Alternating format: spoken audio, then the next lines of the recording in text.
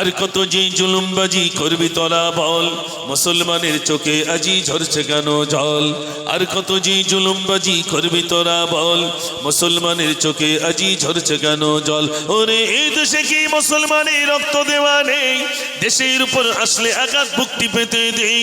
আর কতদিন দেখবো এসব হাইনার চলাচল, ভট্টকণ্ঠে আওয়াজে তোলে আগে তোরা চল।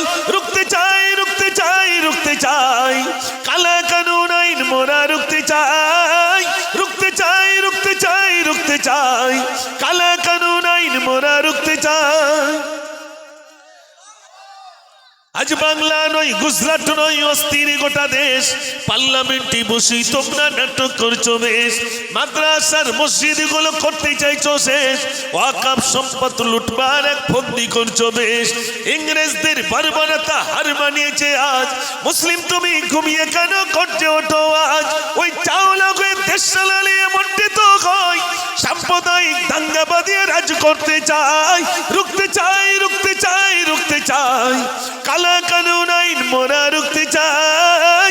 রুখতে চাই রুখতে চাই রুখতে চাই, কালা কানুন আইন মোরা রুখতে চাই। নারে তাকবীর। আবার যদি বেঁচে থাকি হয়তো এটা বলতে পারবো, যদি মারা যায় তাহলে আর হয়তো বলতে পারবো না। তাই মসজিদ মাদ্রাসাকে বাঁচানোর জন্যে আমার এই প্রতিবাদ ছিল। আল্লাহর কাছে গিয়ে তো বলতে পারবো, আল্লাহ মসজিদ মাদ্রাসা বাঁচানোর জন্যে সংগ্রাম একটি কবিতা বলেছিলাম, আল্লাহ যা দ্বারায় মানুষকে উদ্বুদ্ধ করেছিলাম, এটা তো বলতে পারবো নাকি ভাই।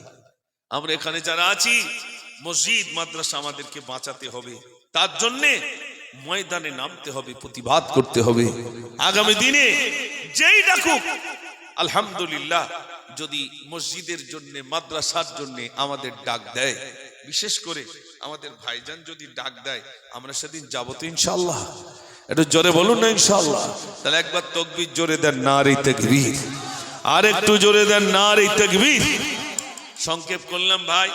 আমার পরে বিশেষ করে সুদূর নেওরা দিঘি থেকে আমার খুব প্রাণের মানুষ, আলহামদুলিল্লাহ, জনাব হযরত মাওলানা নজরুল ইসলাম সাহাব, তিনি আপনাদের সামনে আলোচনা রাখবেন। আমি গুনাহগার, অল্প সময় আপনাদের কাছে খেদমতে, সেই দুপুর থেকে নিয়ে এ পর্যন্ত সময় দিলাম, শেষের বেলায় কিছু আলোচনাও রাখলাম, গজলও শোনালাম। আপনার কষ্ট পেয়েছেন নাকি? মাশাআল্লাহ। ওই যুবকরা কোথায় গেল? কি লিস্ট দিয়েছে? এখনো আসছে? আর মায়েদের কাছে কেউ যান, মায়েদের কাছে না গেলে মায়েরা কি দেবে? যুবক ভাইরা